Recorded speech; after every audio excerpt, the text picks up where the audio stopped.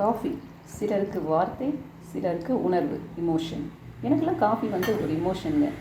நான் வந்து மகிழ்ச்சியாக இருந்தாலும், இன்பம், துன்பம், பாஸ் ஆனால், ஃபெயில் ஆனால் எல்லா டைமும் வந்து பார்த்திங்கன்னா எதுவாக இருந்தாலும் காஃபி தான் நமக்கு. அது ஒரு சின்ன வயசு பழக்கமாகிடுச்சு. சின்ன வயசு நான் காலேஜ் ஒரு 6வதுக்கு அப்புறம் தாங்க காஃபி பிடிக்கவே ஆரம்பித்தேன். ஓகேங்க. அப்புறம் வந்து எல்லோரும் கேள்வி கேட்பீங்க கமெண்ட்டில், சின்ன வயசு தான் என்ன குழந்தையா இருக்க போய் குடிச்சியா அப்படின்ட்டு. ஓகேங்க. இப்போ எதுக்கு இந்த கதையெல்லாம் அப்படின்னு பார்த்தீங்கன்னா, நான் ஒரு யோசிச்சிட்டே இருந்தேங்க ரொம்ப நாளாக. கும்பகோணம் டிகிரி ஃபில்டர் காஃபி ஆகட்டும், என்ன ஒரு காஃபியாக இருந்தாலும் பாரம்பரிய கடைகளில் சில பேர் வீட்டிலலாம் நான் வந்து பித்தளை டபரா செட்டும் பித்தளை ஃபில்டரும் பார்த்துருக்கேங்க.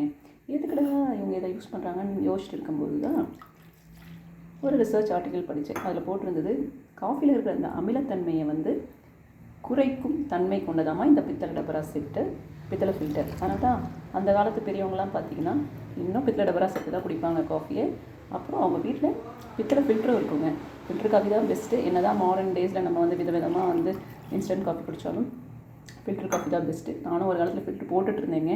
இப்போ என்னால் போட முடியாது. அதுக்கு நான் எக்ஸ்கியூஸ்லாம் சொல்ல மாட்டேன், அது என்னுடைய சோம்பேறித்தனம் தான். ஸோ இப்போது இந்த வீடியோவின் நோக்கம் என்னென்னா, நீங்கள் ஒரு காஃபி லவராக இருந்தீங்கன்னா உங்களுக்கு விருப்பம் இருந்தால் பித்தளை டபரா செட்டை குடிங்க அப்படிங்கிறது என்னுடைய தாழ்மையான வேண்டுகோளுங்க.